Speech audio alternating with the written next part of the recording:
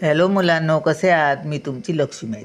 तर आज आपण हे गणित सोडवूया. बघा हा, 4/2 वजा कंसात 3 वजा 8. तर पहिलं आपण काय करणार? ब्रॅकेट कंस सोडवणार, बरोबर? चला, बाकीचं आहे तसं लिहायचं. 4/2 वजा कंसात काय होणार? आता हे 3 आहेत ते अधिक आहेत आणि हे वजा आहेत. मग काय करणार आपण? वजा बाकी, बरोबर. मग 8तून 3 गेले किती? 5 राहणार.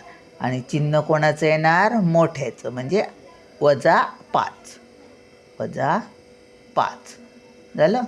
आता परत तसं 4/2.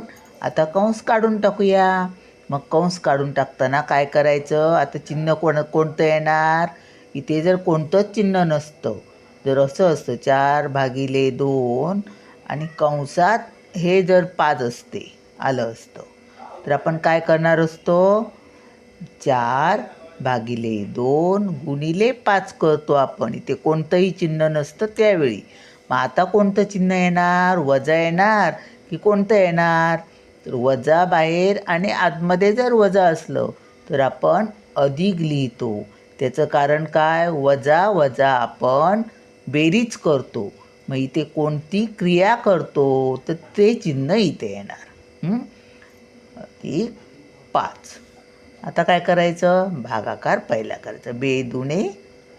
2 अधिक 5 बरोबर किती आले? 5 आणि 2 7. हे आपलं उत्तर आलं.